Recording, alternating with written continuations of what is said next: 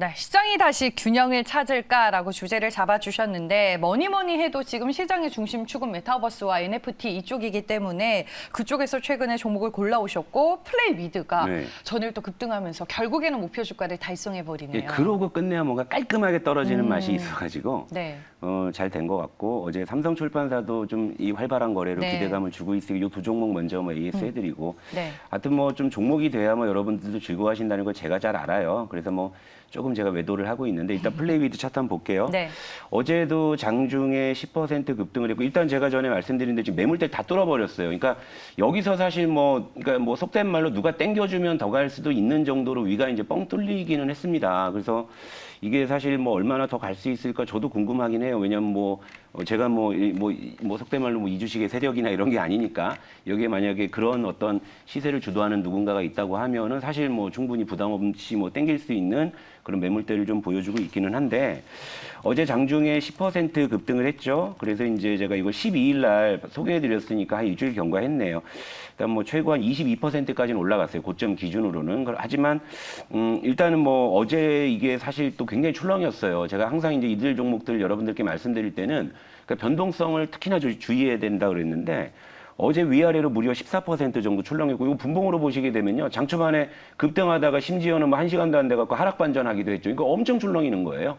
엄청 출렁이다가 다시금 이제 주가가 안정을 찾아가서 13,500원대에서 일단 마감을 했죠. 그래서 이제 어제 장중에 목표가로 제시해드렸던 13,700원은 뭐 확 뚫고 올라갔었고, 그러니까 종가 기준으로도 이제 13,550원이니까 뭐 이 정도면 뭐 종가 기준으로도 일단 소비의 목적은 달성했다고 좀 볼 수가 있어요. 그래서 이 이상의 어떤 요 영역은 일단은 제가 어떻게 예측할 수 있는 영역은 좀 아닌 것 같습니다. 왜냐하면 변동성이 워낙에 크니까. 그러니까 네. 이쯤에서 저는 뭐 소비의 목적을 달성했다고 좀 생각을 하기 때문에 일단 AS를 종료할게요. 다만 지금 구간에서는 뭐 시청자 여러분들 뭐 따라오셨다면은 뭐 다 수익이시겠죠. 뭐 설마 여기서 물리신 분 안 계시겠죠. 수익이실 테니까.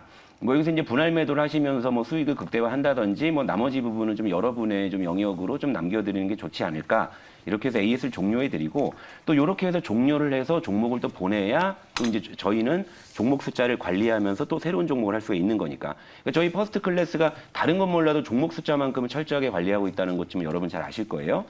그리고 삼성출판사는 어제 제시해드린 건데 이것도 한번 좀 뭐 예스를 해드리자면 일단 이것도 어제 좀 메타버스와 좀 동조화돼가지고 약간의 좀 출렁임은 있었어요. 그러니까 장 초반에 상승 출발했다가 살짝 약보합으로 전환했다가 또 다시 이제 또 위로 올려가지고 상승해서 끝나는 이런 모습인데 요거는 어제 상하 변동성이 5% 정도밖에 안 나왔기 때문에 상당히 좀 개중에 좀 편하게 볼 수 있는 종목이었다라는 거예요. 그러니까 여러분들도 이 종목은 그렇게 크게 접근하셨어도 뭐 크게 뭐 불안하거나 아마 그러지는 않으셨을 것 같고요.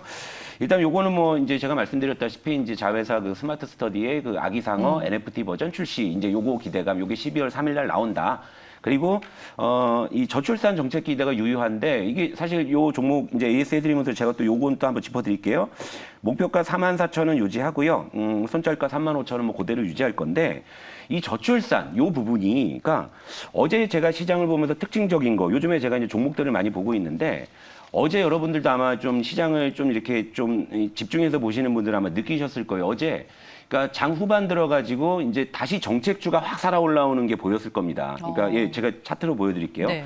자, 범양건영 요 종목, 요것도 이제 부동산 정책주로 잘 알려진 종목인데 이게 어제 이제 종가 기준 9% 정도 급등해서 좀 끝났고요. 이러다 보니까 이제 여러분 잘 아시는 뭐 NX라든지 뭐 이건홀딩스나 그동안 이제 NFT 기세에 완전히 눌려가지고 오히려 수급을 뺏기던 이쪽이 지금 어제 이제 확 살아나는 게 분명히 보였고. 그리고 이제 우리 종목 중에서도 이제 제로투 세븐 있지 않습니까? 자, 제로투 세븐도 참 어제만 해도 제가 답답하다 했는데 저를 좀 위로해 주려는지 어제 이제 나름대로의 양봉을 길게 세우면서 어제 3% 정도 좀 상승을 해서 끝났는데 단순히 요 두 종목뿐만이 아니라 제로투 세븐을 뭐 비롯해서 요것도 한번 볼까요? 캐리소프트. 요즘에 사실 저출산 뭐 요런 뭐 주에서는 하여튼 얘가 대장인 건 맞아요. 얘가 지금 제일 추세가 좋은 요런 상황인데 일단은 어제를 기점으로 해가지고 이 정책주가 다시 한번 좀 이제 살아나기 시작했다라는 쪽에서 포커스를 맞춘다면 지금 차례를 기다리고 있는 거예요. 그러니까 여기서 그러니까 제가 이제 요즘에 막 소설을 막 이제 막 시나리오를 막 그리는 거예요. 이제 네. 종목을 찾다 보면 모멘텀에서 이걸 어떻게 또 이게 결합돼 가지고 또 어떤 식으로 또 시너지가 날까를 계속 제가 보는 건데. 꼬꼬무가 되네요. 그렇죠. 또. 그러니까 예를 네. 들어서 제가 이제 예를 들면 캐리소프트나 삼성출판사는 저출산 정책주이면서도 그리고 한편으로는 이제 NFT나 메타버스의 그런 기대감으로 좀 엮일 수 있다라는 거기 때문에 사실 저출산 종목 중에서도 상당히 좋은 모습을 보여주고 있는 거잖아요. 네. 그러니까 어떻게 보면 이 저출산주 중에서 우리가 잘 찾아보면 또 여기서 이제 히트 종목이 나올 수도 있겠다라는 시나리오를 제가 갖고 있고 그래서 이제 그런 공부하는 차원에서 제가 좀 요즘에 되게 재밌게 보고 있는 종목이 하나 있거든요. 네. 요거 하나 말씀드릴게요.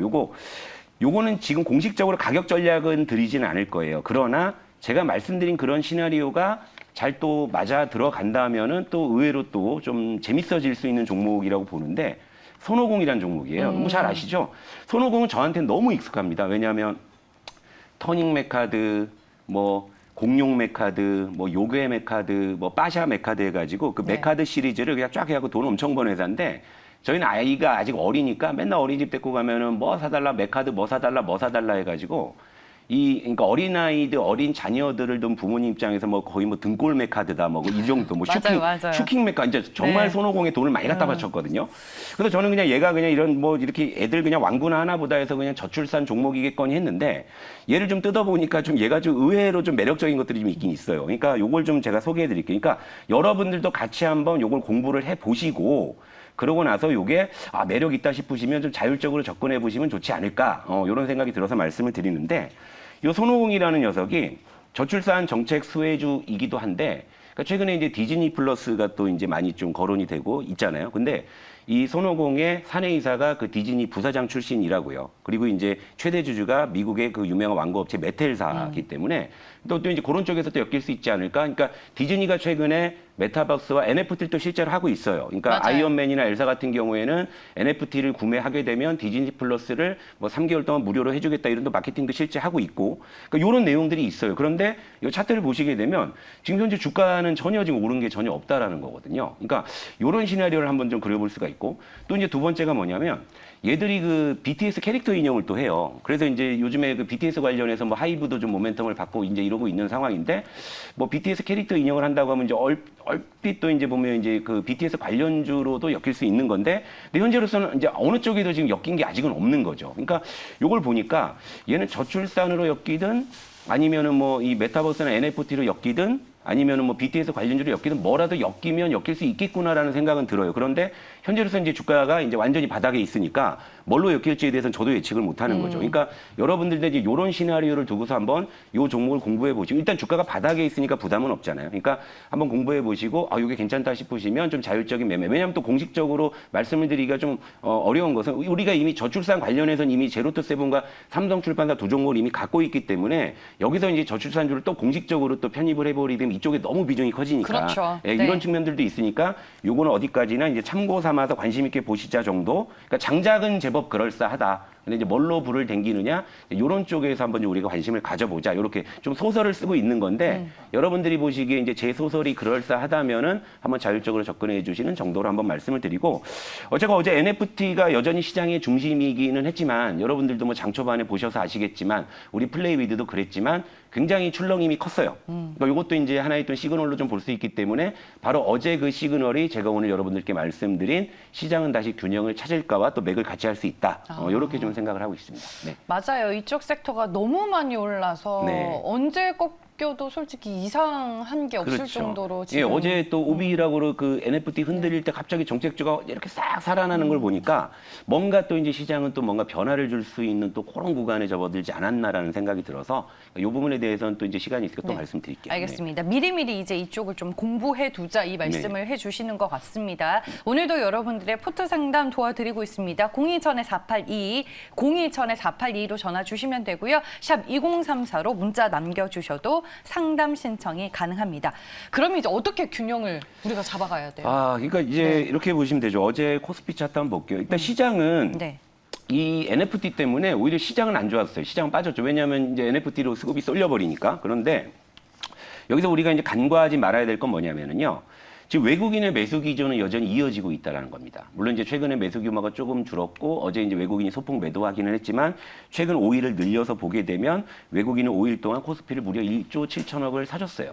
1조 7천억을 사줬고 그리고 이제 이 5일 동안 전기전자를 1조 2천억을 샀고 이제 서비스업, NFT 뭐 게임 메타버스 이쪽이겠죠. 이쪽을 6천억을 산 거예요. 그러니까 외국인들도 지금 그러니까 IT 쪽은 지수, 그죠? 서비스업 쪽은 뭐예요? 테마 아니면 뭐 단기 뭐 수익률 게임 이런 쪽으로 볼 수가 있겠죠. 그런데 이렇게 수급이 편중돼 있는 외국인의 이런 상황들을 봤을 때 결국엔 저는 이렇게 봐요. 외국인들이 이 서비스업을 이제 매도하기 시작하는 순간부터 이제 시장의 체감 지수는 오히려 개선되지 않을까라는 그런 시그널이 보입니다. 왜냐하면 전기전자 쪽에 대해서 갑자기 매도한다면 시장이 뭐 급락이 나오겠죠. 그런데 전기전자가 최근에 이제 외국인들의 매수가 들어오는 것은 제가 여러분들께 말씀드렸다시피 이제 금리 인상에 대한 이제 기대감으로 좀 들어온다 이렇게 여전히 보고 있기 때문에 지금 서비스업 쪽에서 상당히 액티브한 게임을 하고 있잖아요. 그런데 이 서비스업에 이제 시세가 좀 둔화가 된다면 자연스럽게 이제 체감 지수는 개선될 그럴 가능성이 있다고 보는 거고 그리고 이제 중요한 점은 이 NFT 관련주가 어제 너무 극심한 변동성을 보여줬다라는 거죠. 그러니까 요게 맥스트가 요즘에 최근에 많이 거론되는 종목이잖아요. NFT 메타버스 해가지고. 그러니까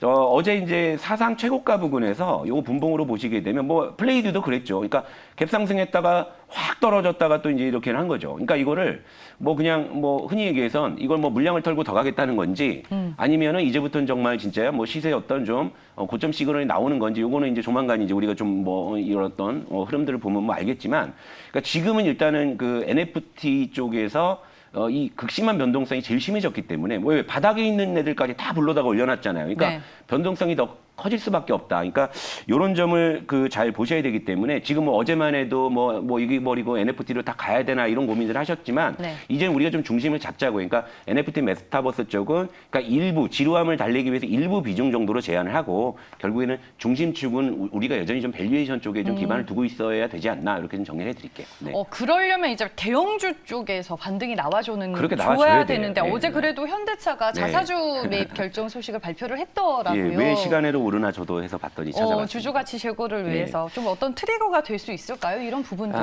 그러니까 네. 이제 그 미국의 유명한 전기차 CEO는 그 맨날 그 트위터에 그 주주들하고 말장난이 나면서도 주가는 올라가는데 현대차는 이렇게 묵묵히 이렇게 자기 할 일 열심히 하고 유럽에 전기차를 10만 대씩이나 팔아먹고도 주가가 안 올라가니까 그러니까 어쩔 수 없죠. 그러니까 사실 그런 거죠. 그러니까 상장 주식은 주가로 증명해야 되는 거잖아요. 근데 주가가 부진하기 때문에 어제 이제 5천억 규모의 이제 자사주 매입을 발표를 했죠. 이거 뭐 사실 이거는 뭐 나름대로 뭐 주주를 달래기 위한 뭐 할 수 있는 걸 한다라고 저는 보는 거죠. 그러니까 2005년 이후에 무려 16년 만에 한 거잖아요. 근데 이제 이런 이제 의도는 좋지만 일단 주가는 시장이 결정하는 거기 때문에 요거 이제 현대차의 월봉 차트 한번 볼까요?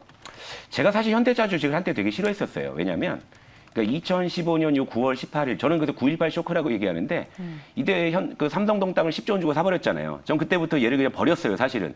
아니 뭔 그 볼보 2조면 인수할 수 있는 그 시점에 무슨 땅을 10조 주고 사나 뭐 이랬었는데 근데 어쨌건 지금 이제 그 경영을 이제 정의선 회장 체제로 이제 가고 나서부터는 사실은 좀 상당히 좀 그 어떤 젊은 경영인답게 좀 하는 측면들이 분명히 있습니다. 그래서 일단 이 자체가 오늘 뭐 주가를 어느 정도는 좀 뭐 반등을 시키겠지만 궁극적으로 좀 시장이 좀 균형을 찾아야 현대차도 방향을 잡을 수 있다. 이렇게 좀 정리를 해드릴게요. 알겠습니다. 오늘 시간이 조금 줄어가지고 네, 제가 네. 옆에서 계속 재촉을 했습니다. 네. 저희는 벌써 인사드려야 할 시간이 됐습니다. 조성우의 퍼스트 클래스를 끝으로 저희는 다음 주에 다시 만나보도록 하겠습니다. 시청해주신 여러분 고맙습니다.